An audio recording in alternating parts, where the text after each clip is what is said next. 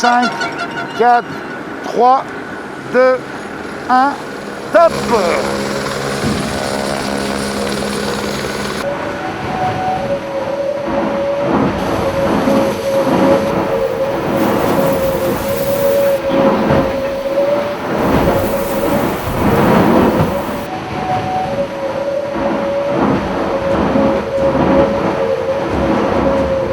Ça y est, la deuxième grosse dépression est passée. Je l'ai contournée cette nuit et en fait maintenant elle est là et je m'en éloigne et j'en suis pas mécontente. Ça file tout droit vers le sud et en plus il y a du soleil. Là c'est royal. Un gros grain orageux dans le coteau noir. À fond les ballons. En fait la poulie d'écoute de mon Genaker a cassé et du coup l'écoute a arraché tout le système de balcon. Et ben aujourd'hui c'est plutôt la déprime. Heureusement, il y a l'Alizé brésilien, le soleil, la chaleur et l'horizon tout autour de moi. Rien que l'horizon. Il n'y a pas que du soleil au Brésil, il y a aussi des grains. Et là, moi, j'enchaîne les grains bien costauds. Et bien maintenant que le vent s'est calmé, je vais pouvoir démarrer les travaux de réparation du balcon arrière. Il y a tout plein d'étapes. La première, elle va consister à démonter le siège de veille sur lequel je suis assise en ce moment. Il faut que ça avance tout doucement et que le pont soit complètement sec. Là, il y a une petite fenêtre météo qui va dans ce sens-là cet après-midi. Après, c'est fini jusqu'à l'entrée dans les mers du Sud. Donc, je crois que là, il va falloir faire super vite. C'est la course contre la montre pour que ce soit réglé en fin de journée.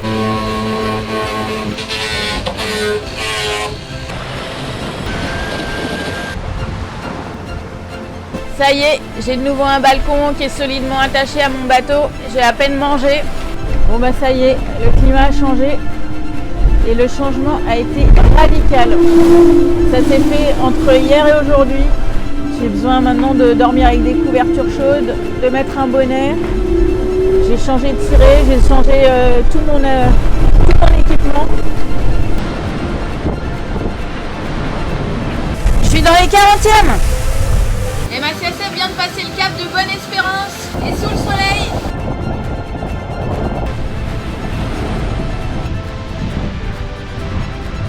Une semaine que je suis dans les mers du Sud, ces mers dont j'ai tant rêvé et qui m'ont fait tant frissonner.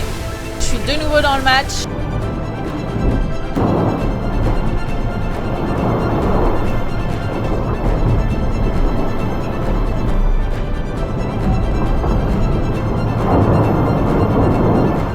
Ça souffle fort, entre 25 et 40 nœuds, il y a des grains, alors il faut suivre au réglage, c'est pas toujours facile. Et du coup il y a quelque chose qui va pas être facile non plus, c'est de prendre mon petit déjeuner. Je vais me tenter un petit déj irlandais. À table. Bon bah le vent a molli, c'est le moment de renvoyer de la toile.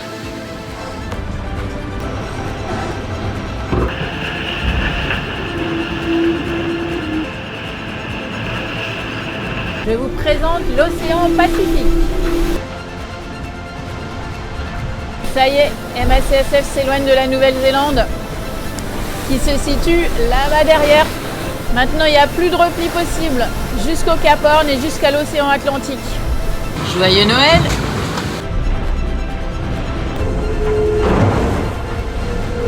Aujourd'hui, ça file,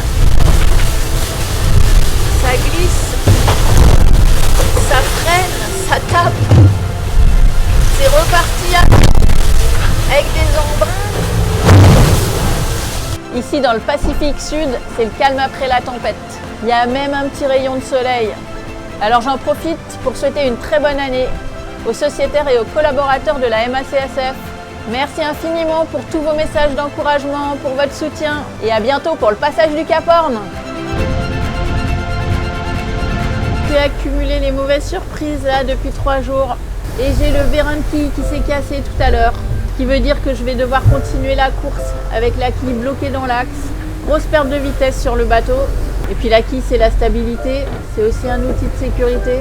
Donc dans un peu plus de 24 heures, je vais passer le Cap Horn avec des sentiments très partagés. La joie et la satisfaction d'avoir atteint cet objectif, de sortir des mers du Sud, et la grosse déception de devoir démarrer une autre course.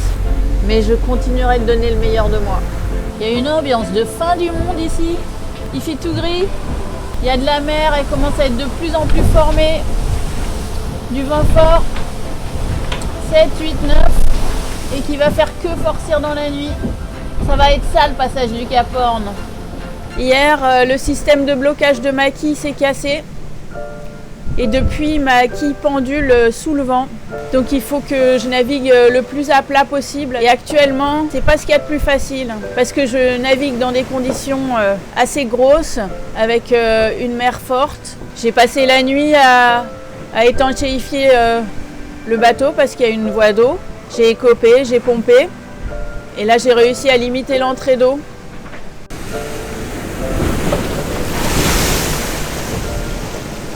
Maintenant, le plus important, ça va être de rallier un port et de mettre le bateau en sécurité et de me mettre moi en sécurité. Je suis extrêmement triste de devoir abandonner. Mais je suis quand même fière. Fière de mon parcours, fière de ma course, fière d'avoir passé les 3 caps et d'avoir montré qu'avec la MACSF, on était là, on était présent et on pouvait compter sur nous. Et ça, on ne nous l'enlèvera pas. Ça a été une semaine éprouvante, avec le passage de 2 dépressions, dont une grosse tempête dans laquelle mon bateau s'est couché dans la nuit de dimanche à lundi. Je fais cap sur Salvador de Bahia, où j'espère arriver dans 10 à 15 jours. La course est terminée, mais l'aventure, elle n'est pas finie. Et je voudrais remercier du fond du cœur tous les internautes qui m'ont suivi, toutes les personnes qui m'ont envoyé des messages de soutien et d'encouragement. Ça a été vraiment très important durant cette semaine difficile.